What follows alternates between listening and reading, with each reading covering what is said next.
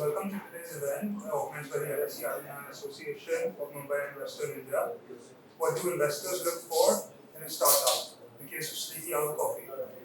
My name is Sharan Agarwal, and I am the Students and Recent Graduates Coordinator, an angel investor, and the founder of a wellness brand named Leviosa. I'm joined today by our speakers, Ajai Thandi and PC Karthic, along with my fellow committee members, Ankit Modi, who's the events coordinator, and Sonia Meskita, who's on the way right now. She's the communications coordinator. In today's event, we will be looking at what goes through an investor's mind when investing in a startup and how these questions change over time, over the different stages of the life cycle of the startup and the series of funding. Ajai Thandi is one of the three co-founders of Sleepy Owl Coffee. He's in charge of retail strategy, offline sales, and financial planning, and has previously worked as an investment banker at JP Morgan in New York City. He has a BA in economics from the University of Southern California, during which he spent a year at LSE as well. He has been featured in Forbes 30 under 30, India and Asia.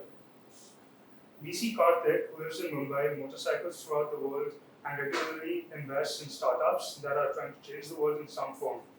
He is also the founder of Buzzworks, a company that advances human capital in India and the GCC to 25,000 plus contract staffing associates that range from loaders in warehouses to coders in software companies.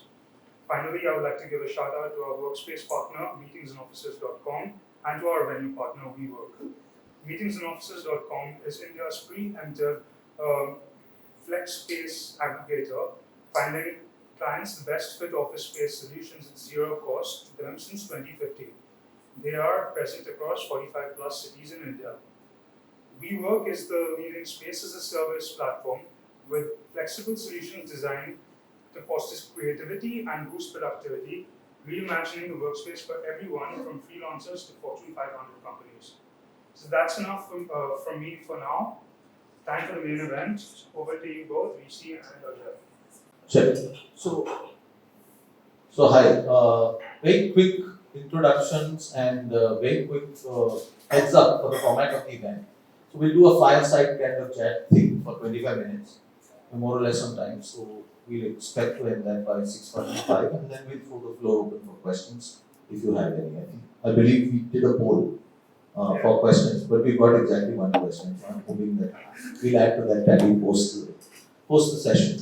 So and really, from an investor perspective, before we get in, I think investors are sort of service providers to entrepreneurs. I think a lot has been said about investors in the investing space, but really at our core, we are just trying to help entrepreneurs kind of make the world a little better. Obviously make money in the bargain, but make the world a little better.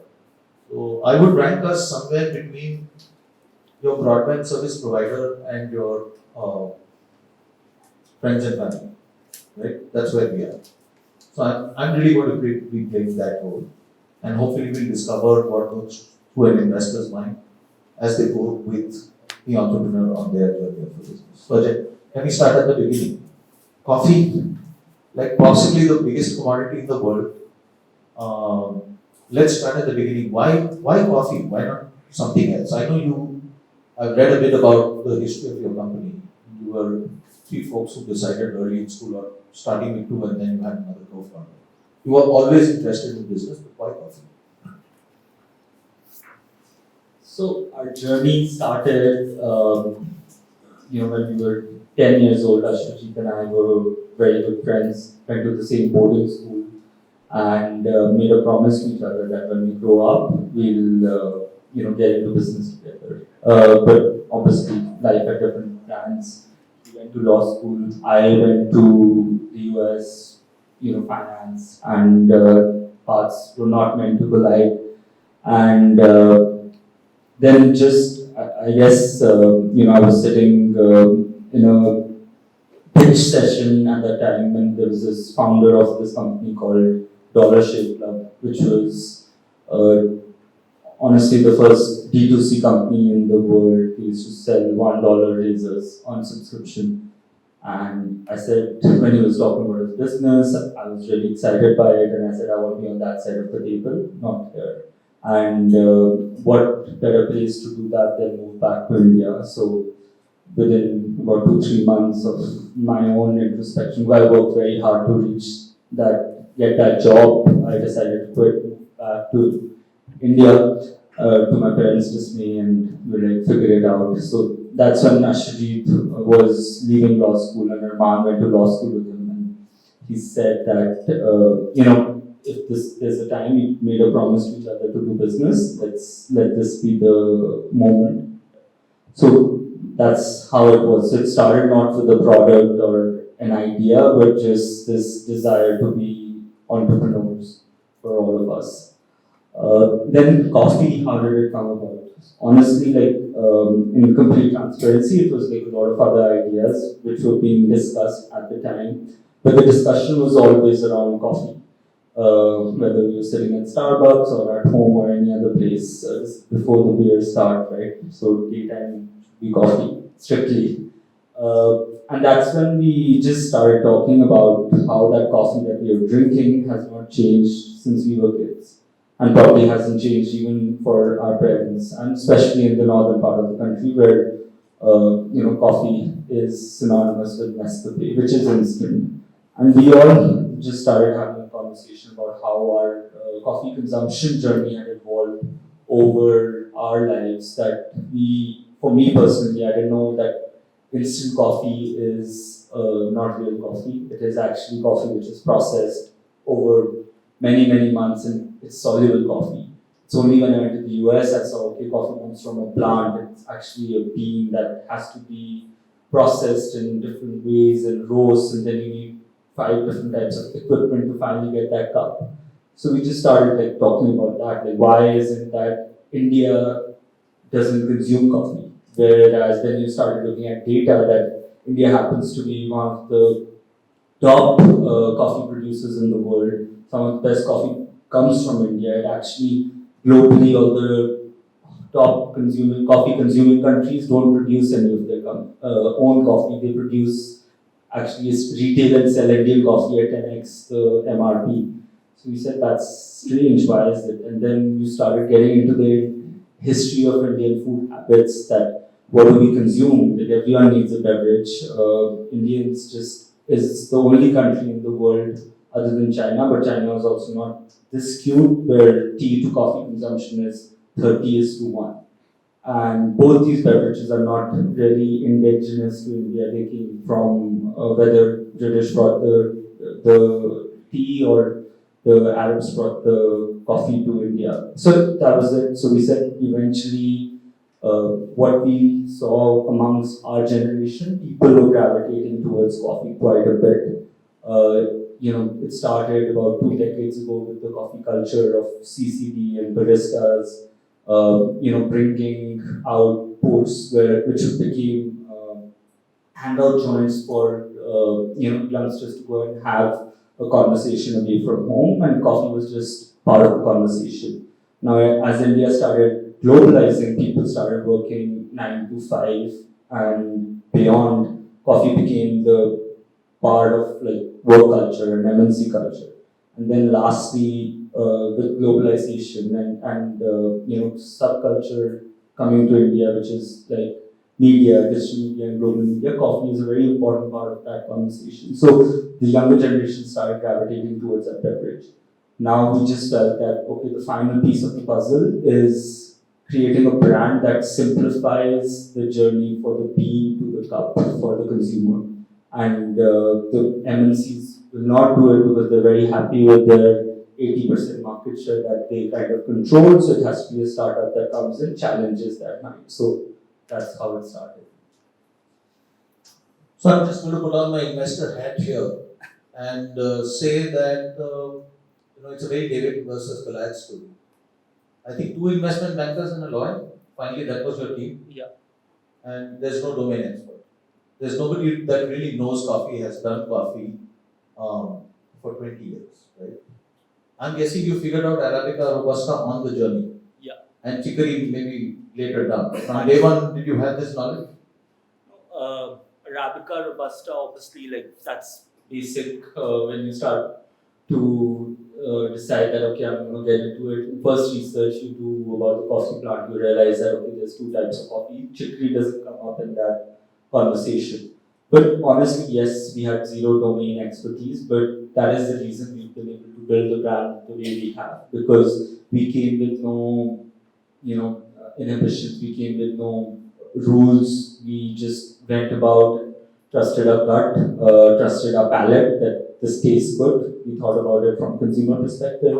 We thought about it from our generation perspective, what we think works, rather than having a rule book or MBA classes that, this is how pricing should be, this is how a brand should look like. We were just, going by the intuition and seeing it from a consumer's lens.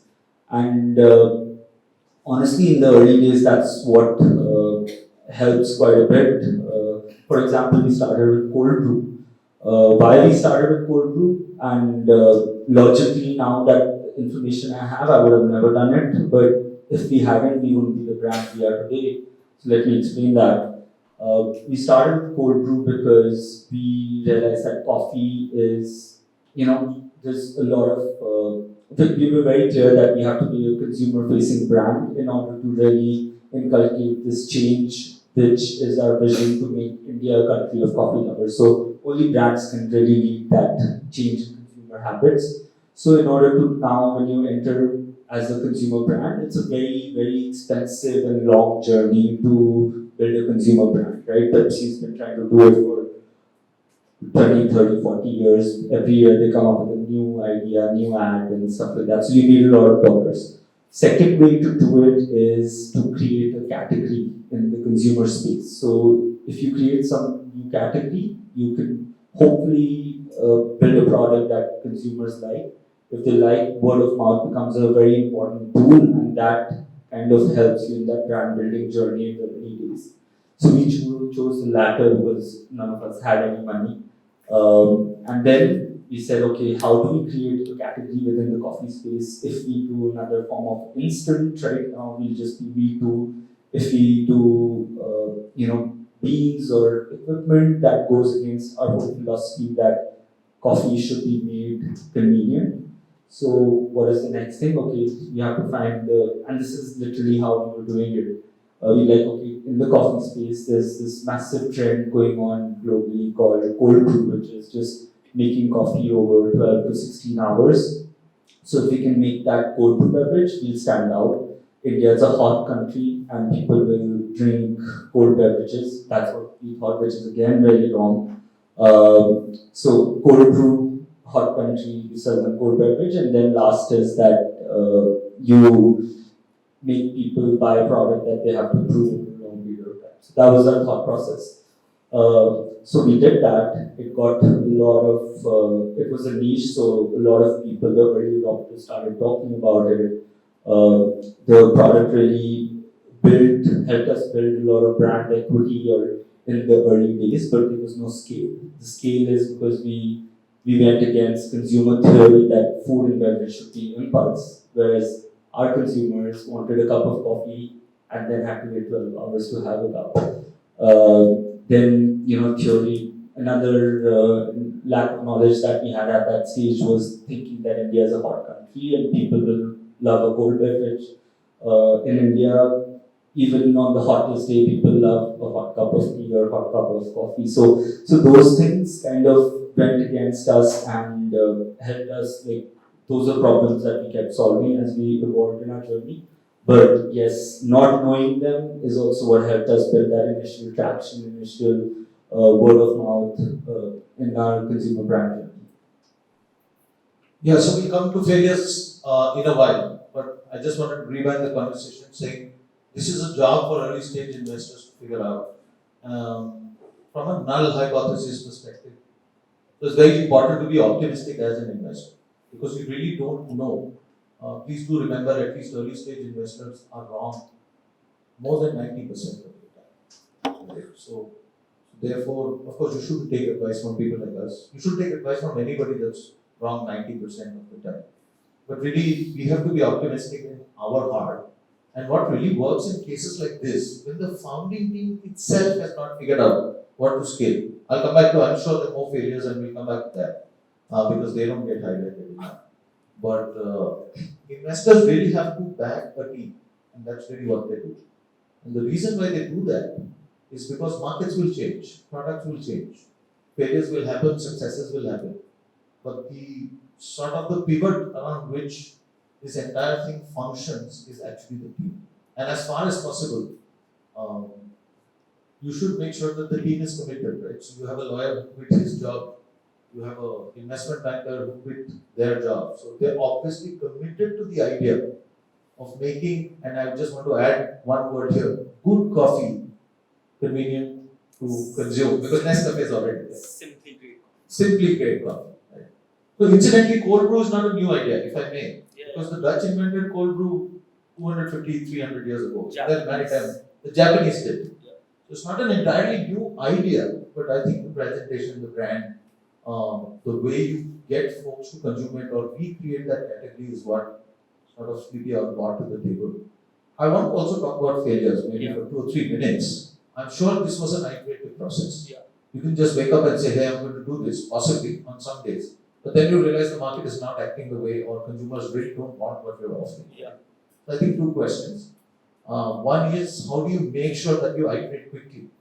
How do you make sure you draw the line between passion and logic? Sometimes it's great to be stubborn.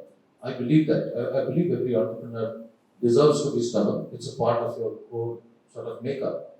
But how do you make sure that you don't get across being obstinate or dogmatic? Yeah. The other end of the spectrum. That's the first part of the question. And obviously, odd number of founders. So co-founder conflict at every corner is what I'm guessing. Yeah. How do you kind of navigate that when, as a startup, you have very little data and obviously very little money in that? Yeah. So 2 questions: co-founder conflict and sort of the iterative process, not getting married to your vision. I think the first one is harder because obviously entrepreneurs are, as a species, super passionate about what they do, and they end up believing that it can be the greater fool paradise, that where you believe that what you know is correct and no one else really knows it.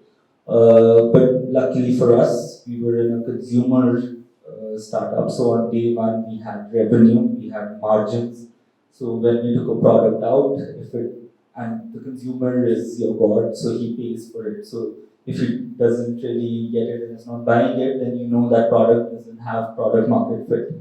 So constantly being very data-centric, data-obsessed, looking at your top-line growth, looking at even say in a D2C channel, looking at retention, that once a consumer comes onto the platform, is liking and buying the product, do they come back? What is your retention, repeat rate? So those type of metrics are available for you, and all that is eventually leads to revenue growth. So those things were, even if we did not know, we believe that people did not know what they were doing, then we were in business and we realized that very soon. So you can delay it for a quarter or 2, but after a while it catches up. And then you have venture capitalists or investors, right? Like, so as a founder, you have a fiduciary duty to all your shareholders, your stakeholders, your employees, your investors, to yourself, that you're doing the best with your time and on your vision. So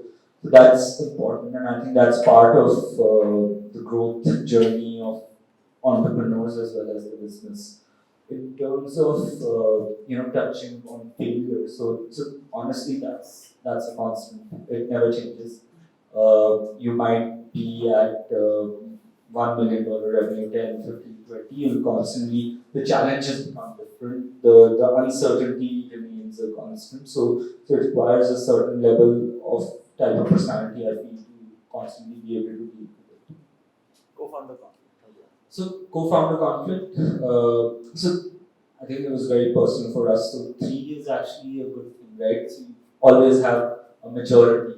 But what we did was very early on. So we, especially Ashwajit and I, are like, he's my best friend, right? So that is something I was always very fearful of, because I've seen in life, a lot of examples of brothers being in business and families being torn apart and friends being torn apart. So, and that was something, a conversation I had with him before, that no matter what, business is business, personal is personal, we have to always and always abide by this law, and we let that be a very important law. So even if there was an ego or anything, if a person brought personal into business or business into personal, and Ashwajit and I are roommates still for the last 6 years, so you can only imagine life, right? It's like living with your wife and working with her.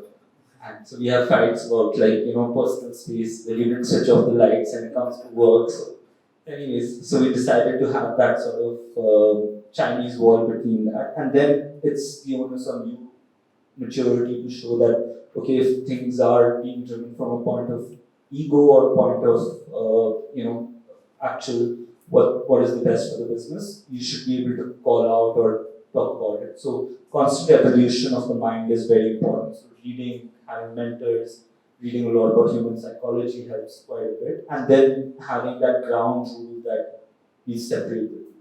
And the person also, like in a group setting, we always made it a point that what goes ahead is always what is best for the business, not best for me or I or anything like that. The last rule that we had, which happened over the course of time. So initially, the problem in early stage, especially when you have multiple founders or even multiple team members, is that everyone is doing everything.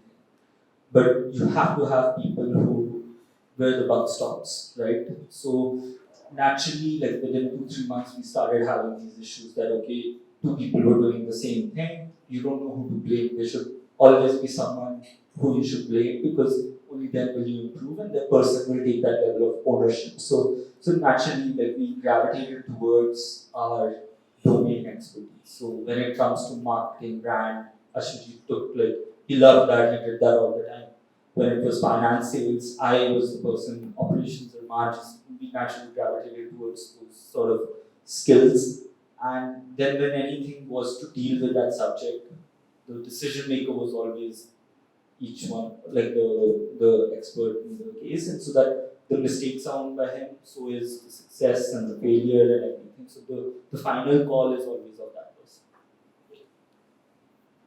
So just a quick add-on question. As your startup grows, your number of stakeholders also grow. And I'm not talking about external consumers who obviously are front and center.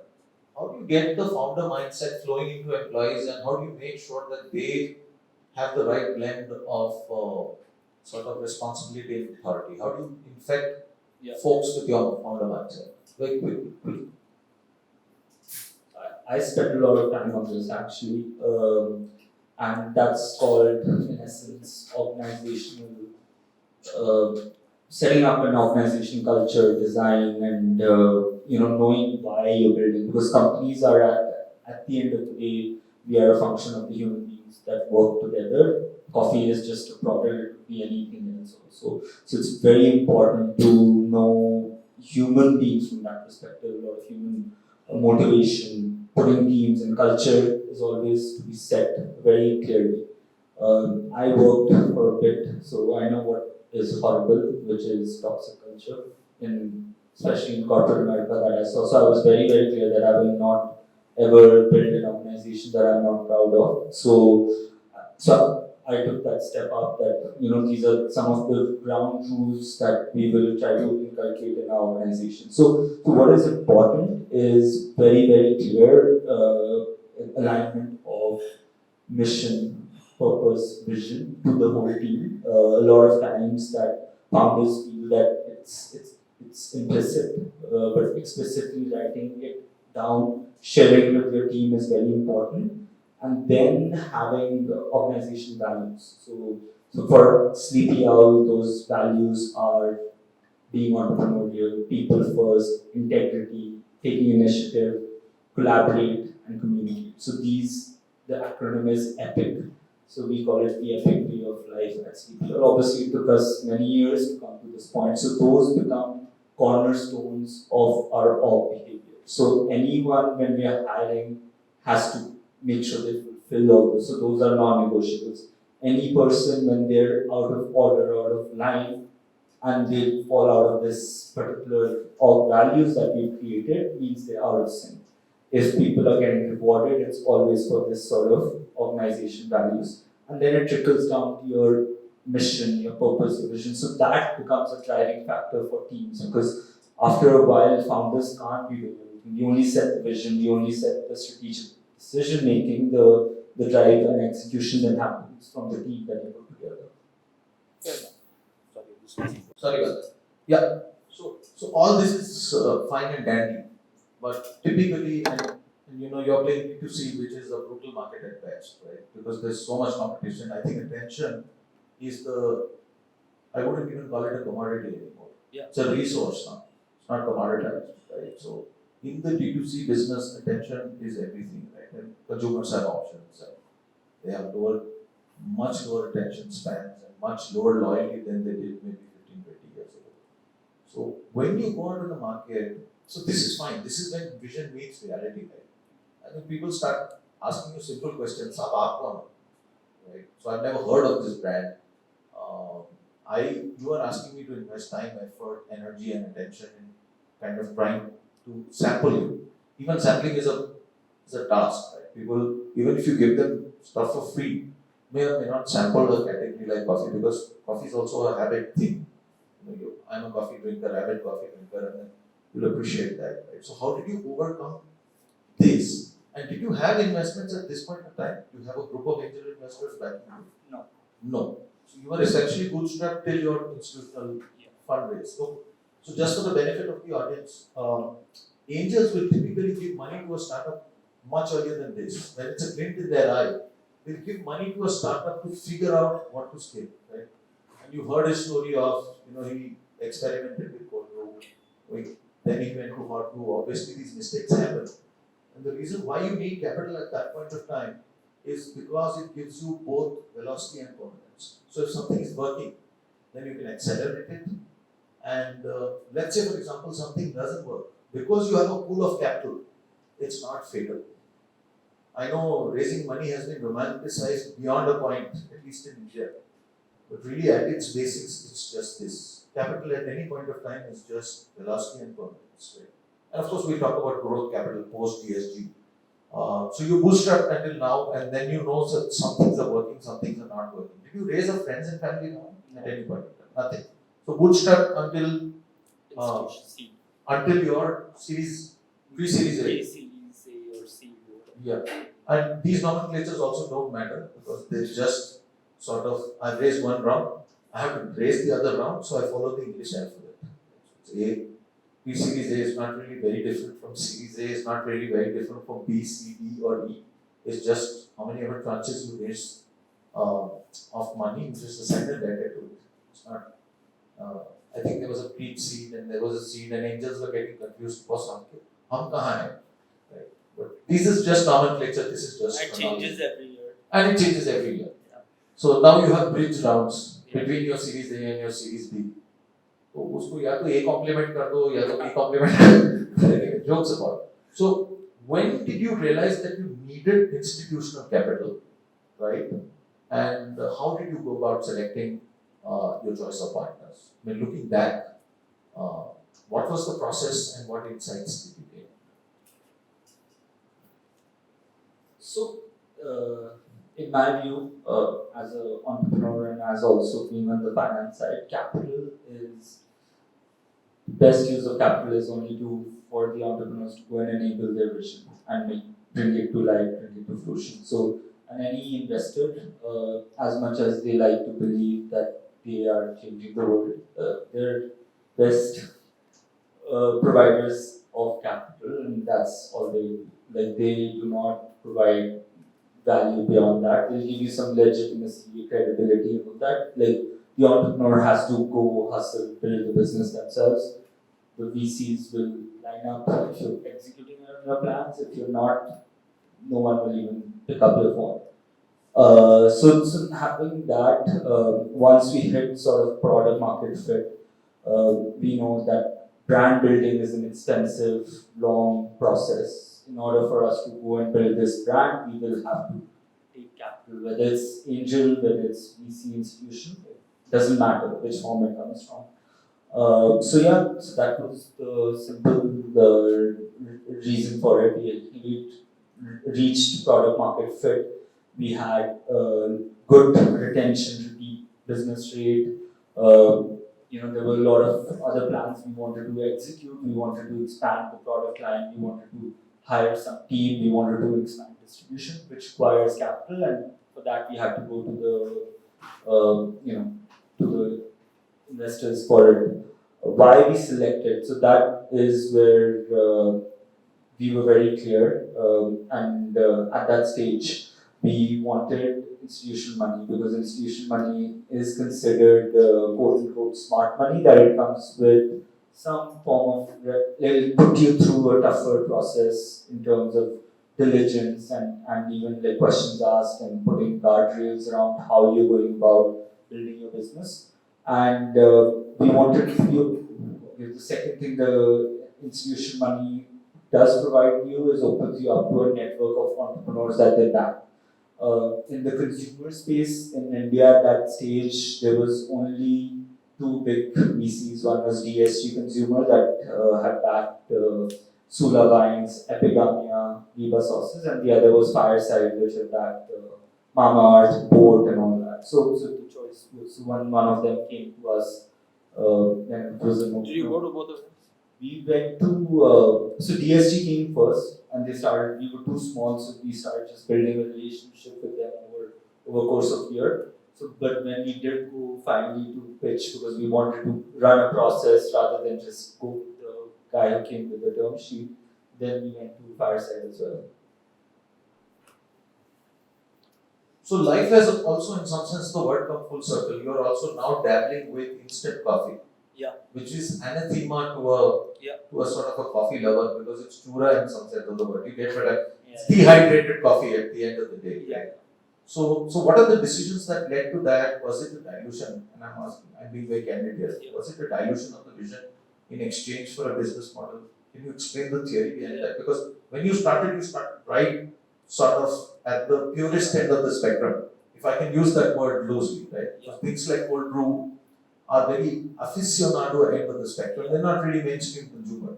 So what led to that decision? I see now that you have also pre-formulated cold coffee, right? This is just regular cold coffee, right? So was that well thought of? Was it coming full circle, or did you realize maybe this is a brand extension that's worth taking? So in consumer brand building, there's something called frame of reference. So basically, when you're trying to build a consumer brand, you should always start from first and foremost your target market. So what is your TAM, total addressable market? So which is a very, very important metric. So for us, it was very clear. Only one, our TAM is the coffees market at large. In India, which is $1.5 billion, globally $100 billion. The second step is that when you're building a consumer brand, how you're going to position yourself in the brand building, because positioning helps you make product decisions like, do I price it at a premium? Do I want to be mass? Do I want to be, how am I differentiating it for my consumer? Who is going to be my target user? So that's the second part of the positioning exercise. The last is frame of reference, which is a constant, it's constantly evolving. So frame of reference means that when you have a product in a TAM which you're positioning in XYZ way, when you're introducing that product to the consumer, what is their frame of reference? So for us, obviously we're trying to build a business, we're not trying to build a niche artisanal coffee shop. For us, building a large FMCG business is very, very important. That is why we took institutional money. That is why we're building the team the way we are. So our frame of reference in the beginning was the coffee users, right? Who are instant coffee Nescafe users. Now, if I'm giving them a product which has to be different from that already what they used to consuming. So hence cold brew becomes alternative to cold coffee. that you have at home. As we evolved, we launched these dip bag formats, brew bags. So the frame of reference changed from instant coffee to a person who's using a French press. Now, for the next step of the pie for us is non-coffee drinkers. So how do we make it simpler because at the end of the day, that is the battle we're fighting, is getting non-coffee drinkers or new age consumers entering the beverage consumption phase into drinking sleepy hour products and sleepy hour coffee. So the easiest and the most convenient then becomes the cold coffee can, where they get a taste and flavor for it. So that becomes a frame of reference. Or instant coffee. So that is why and how the product journey has evolved for us. So although we didn't start the event on time, I would insist that we end the event on time. If we can't do two things well, at least try to do one thing well. We're going to throw the floor open for questions right now. I think we had one anonymous question which was introducing new products and equivalent to changing consumer habits, which you kind of answered to some extent in your last answer. So I'm not going to kind of repeat that question.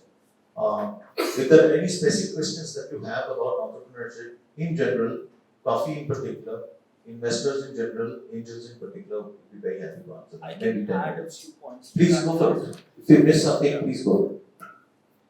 So, changing consumer habits. And especially in brand building, this is very important. Something that I haven't touched upon in this conversation is making sure that you are very, very consumer insight driven. So, talking to your customers, speaking to them like in the early days almost every day, and as you even evolve till date, our internal KPI between my co-founders and I is that we speak to about 5 to 10 customers every week who come and purchase for the first time on the website, trying to understand why they purchase Sleepy Hour versus anything else, why did they select this particular product, where did they hear about us. So it kind of really is important for a consumer product, and that is how you can fight the Goliaths of the world in this space, because you can really take that information from a consumer who's actually paid you $1, take that feedback, and if you want to iterate a product, improve. So all our products that we've created are a function of that insight that we've been able to drive from our consumers. So that is very, very important. Yeah. As an entrepreneur, where do you feel like you've touched success, or do you ever feel like, what, now I'm successful? Because there's no logical end point to, I'll reach this goal or that goal. Yeah, for me, success is those couple of times you get an email from a customer or consumer love that, whatever nice review you read, that Sleepy Owl is the best part of my day. Sleepy Owl introduced me to coffee, and so on and so forth. Because that is why we started this company, is honestly just consumer love and making people just have a cup of coffee and kickstart their day or get energized during the day with it. So those are the happy moments. First up, I think the cold brew which you came up with Sleepy Hour was amazing. I first started off with cold brew using the Sleepy Hour. But sort of while you were mentioning all these things, a focus that I sort of see missed out is focusing ESG and sustainability, and sort of a large focus on free trade coffee. And while you're building the business, are you focusing on making sure that the supply chain of the coffee that you're sourcing, the coffee that you're giving out, is coming from free trade origins? In the future, there would be a lot of focus on ESG from a consumer perspective. Is that something that's important to you, and do you think, or is that something that's a hindrance for you to grow into a larger brand as you hope to? No, I think it's very important, because at the end of the day, the consumer that we are selling to, again, goes back to my point of insight. We are not a mass brand today, we are a premium brand. People are evolved, so they do care about those things as a function of it. The brand also cares. I personally do care. So talking about sustainability, about 4 years ago, Sleepy Owl, our brew bags that you know of, we removed all single-use plastic from our packaging as much as possible. Because obviously it's a long process. The supply chain, the back end, suppliers of those materials and raw materials have to stop selling and promoting those sustainable packs. But Sleepy Owl did ensure that all our packaging does not use plastic as much as possible. Even if you buy a mug by CPL, it will be there's no plastic or bubble wrap. We use cardboard sort of to protect the glass from breaking. So we do continue to take these initiatives, and also from the farmers that we buy from, making sure that they follow the best of practices. But obviously, I generally don't.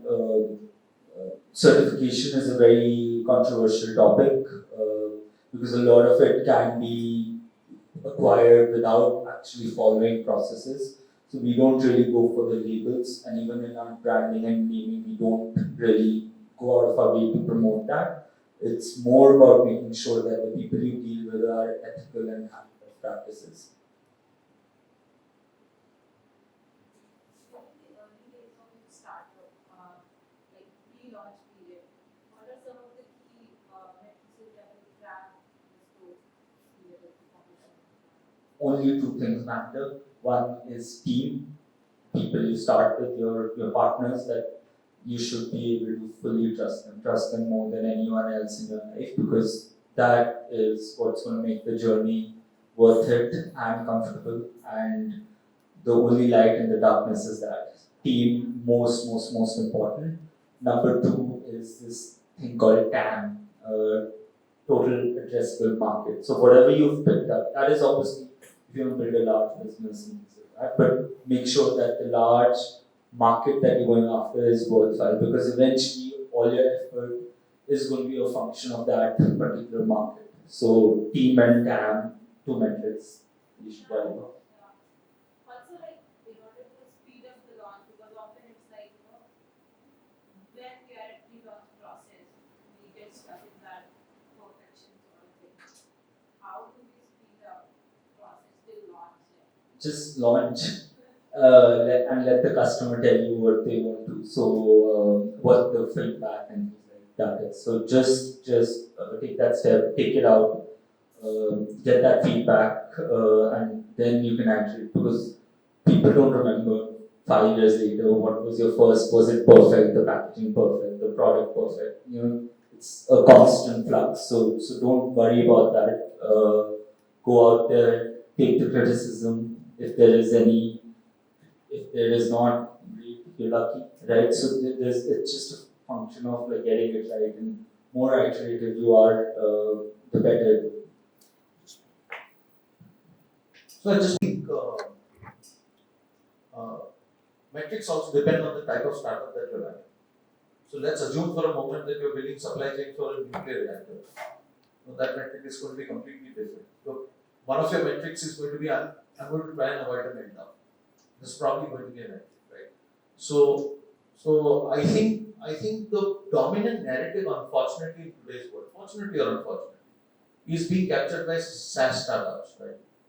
So folks are also trying to kind of cut paste that logic back into their own startups. I would strongly advise against that. Figure out the metrics that matter to you. So I don't think what he mentioned was part of your AA, triple R metrics, right? Which otherwise is floating around. Say if you're in a SaaS startup, you need to then measure for this. So a subsidiary point to that point is also the fact that please understand that as a startup, you're really trying to figure out what to scale. And metrics really kick in post that point.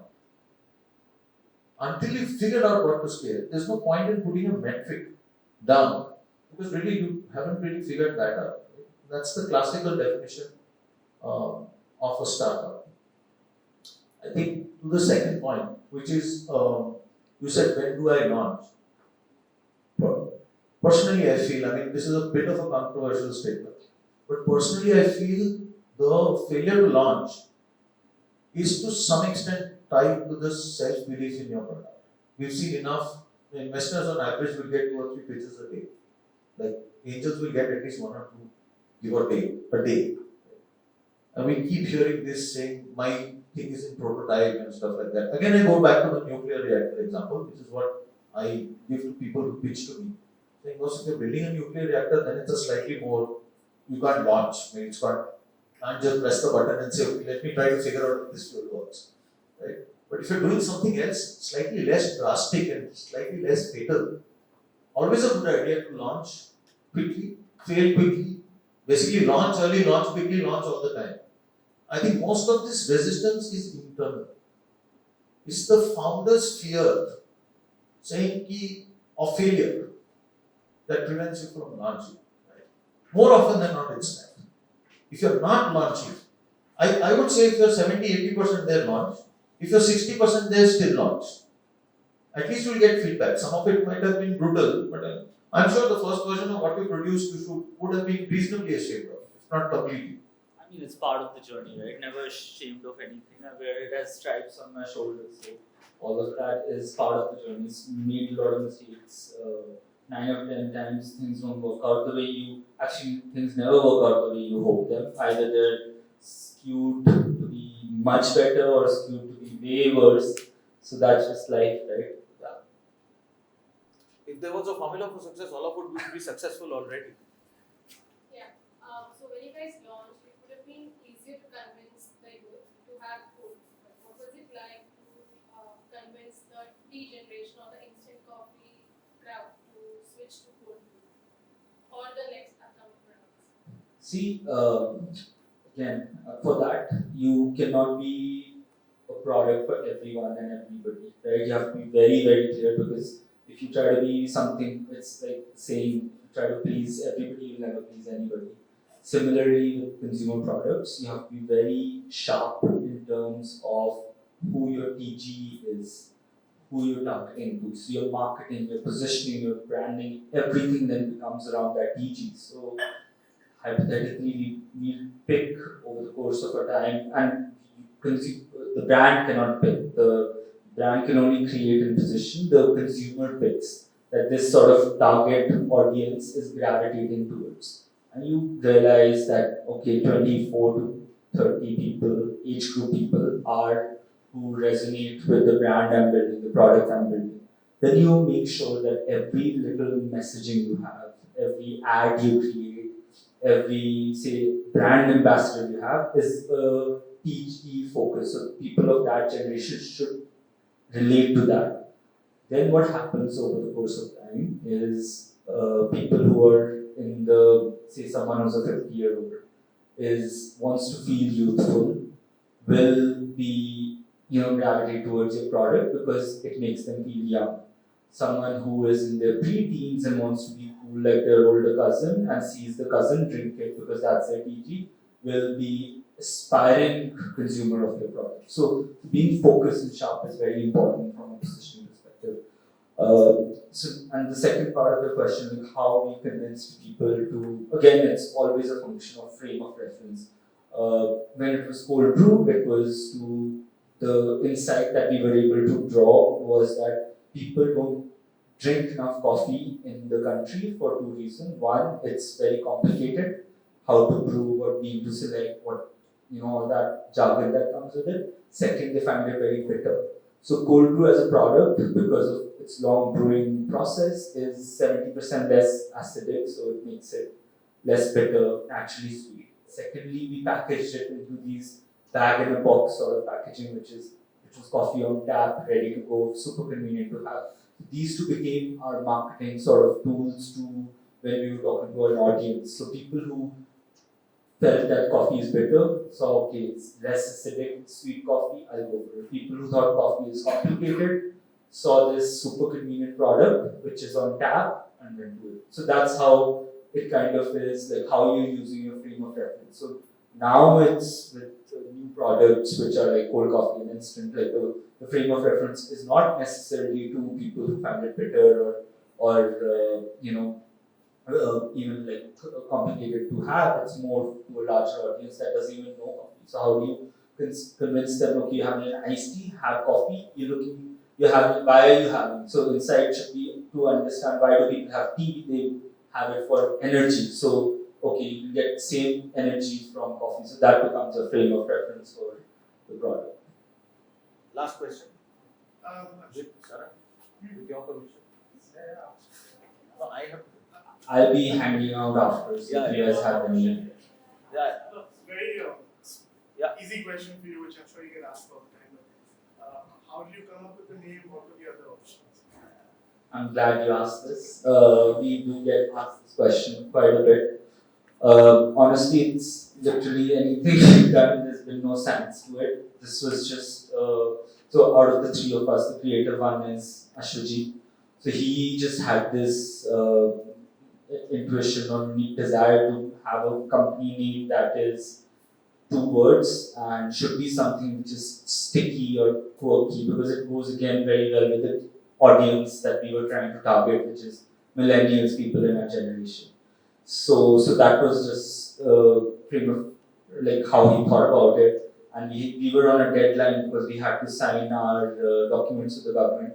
And in fact, he was on a train journey from Andheri to Churchgate.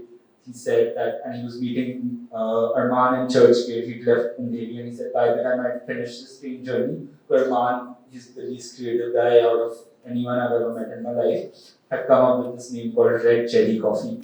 And he said, I'm going to register that if you don't come up with something. So this guy was under the gun. He said, just give me an hour, I'm on that train. And when he landed, he's like, sleepy owl, it's quirky, it's you have coffee when you're sleepy, the owl doesn't sleep at night, and it's just fun play of words. So just took it like that, and till date we get asked questions. Why? So it came about in a Mumbai train. Yeah, it was in a Mumbai local, yeah. I had a question.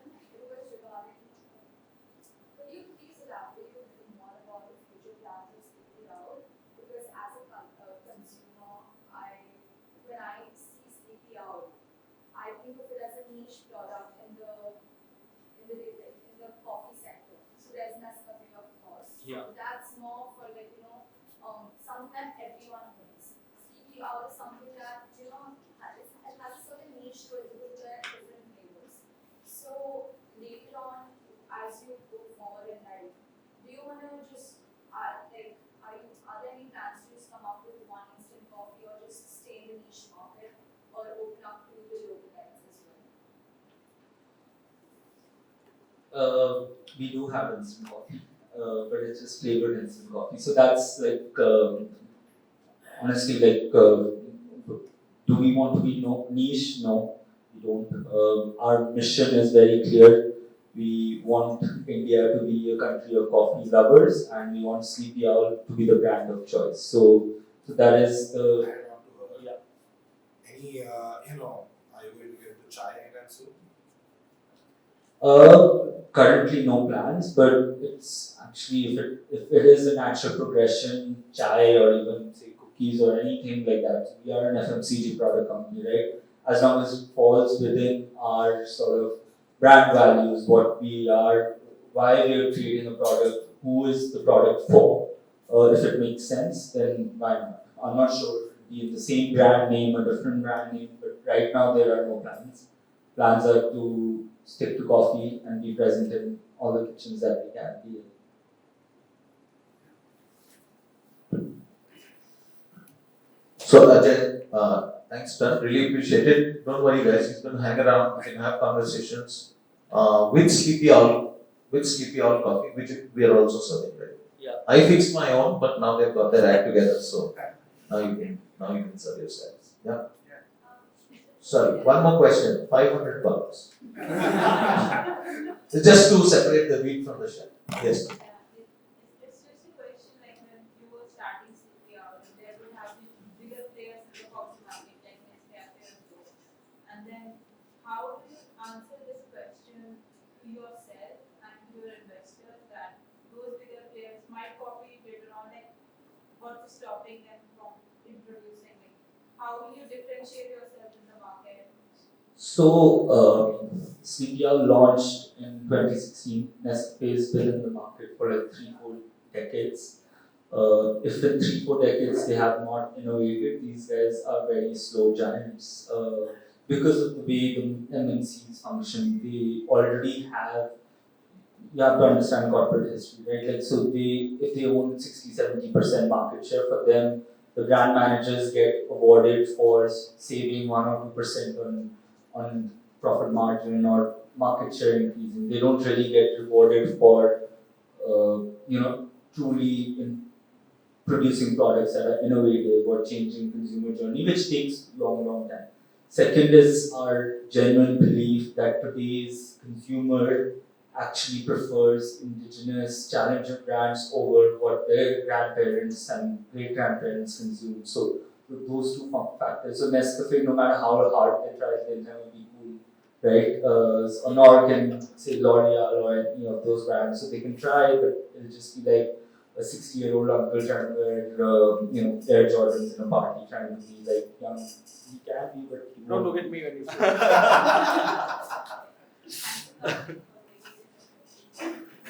I just want to add to that point because there are some nuances. See, why should investors back startups? I can invert the question and say, why should an investor bother backing a startup when somebody like, I think Nestle is also the largest food company in the world, if I'm not mistaken, by countrywide, right? So what hope does some guy who wrote a name in Andheri Chhatri, like local, what's the story there, right?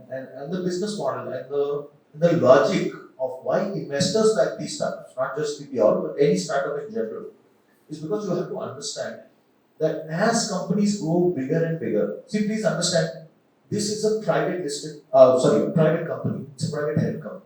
So therefore the pool of stakeholders is small. You will have maybe some sort of come to Jesus meetings with your investors once in a while if you're beneath the curve. But really they're not waiting for your blood every quarter, right? Whereas with a public listed company, this takes a completely different, in the sense that you've sold a narrative to the retail investor or whoever it is, to public at large. And therefore it's very important to maintain predictability and growth. So whether it comes from that 2% delta of cost saving, so the source of revenue has to be protected, even if it's drying up. So essentially then companies become inward looking. If you look at the history of any corporate, and this is why companies die, this is when they start to die. However large you are, right? So David, we started with David versus Goliath. I want to end with, David gets all the plaudits. Bhaiya, Goliath ka kya hua? So Goliath, the problem is size is the problem. Predictability is the problem. The narrative is the problem. So these companies start becoming inward looking.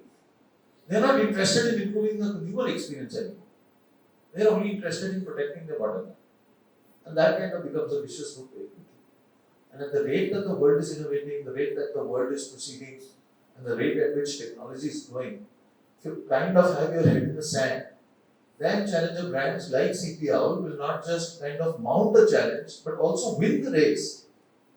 Because in this entire rigmarole of quarterly earnings, what you've forgotten is that really it's the consumer that is paying you for an experience.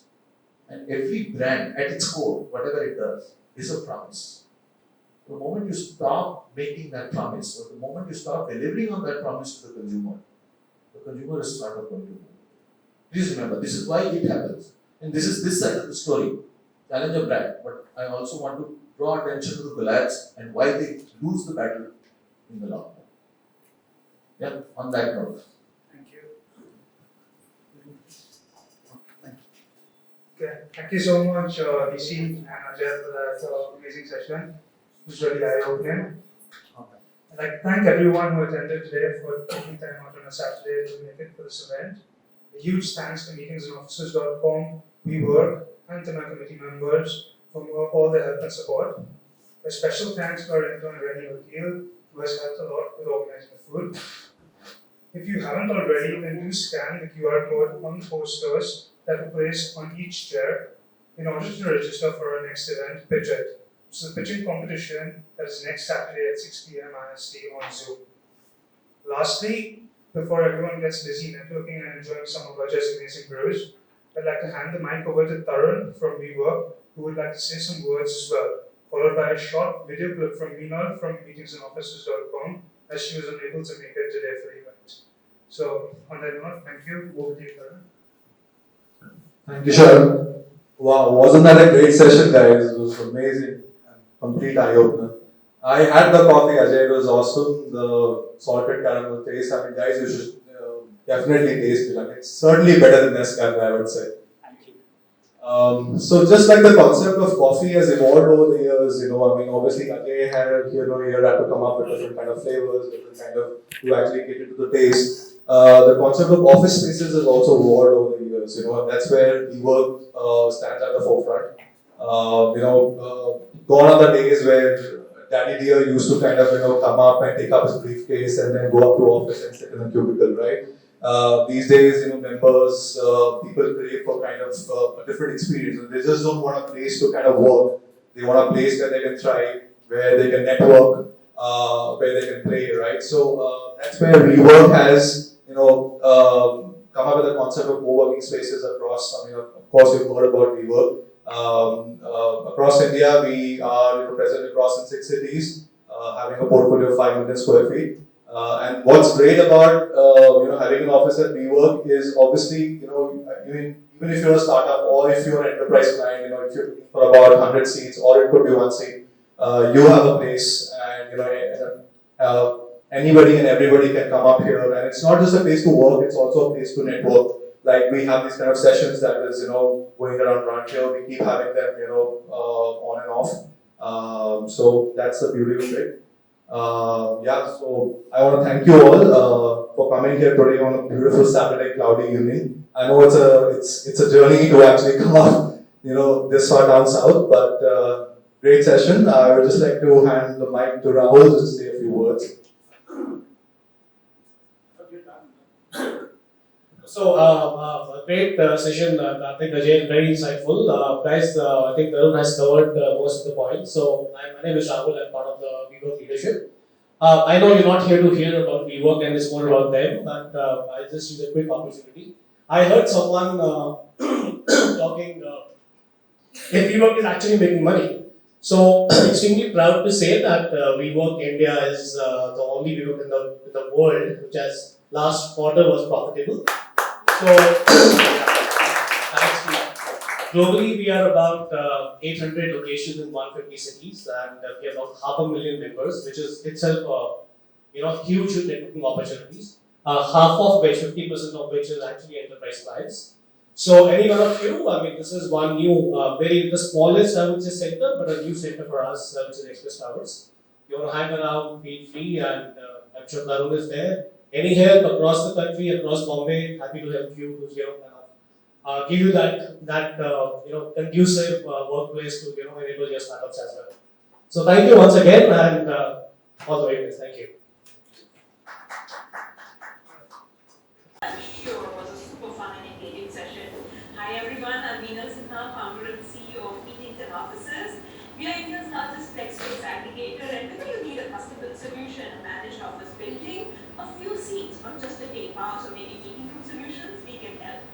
What's more, we have corporates reassess their entire real estate footprint, optimize it, and help them save anywhere from 30 to 70% on office expenses while increasing productivity as well as profitability.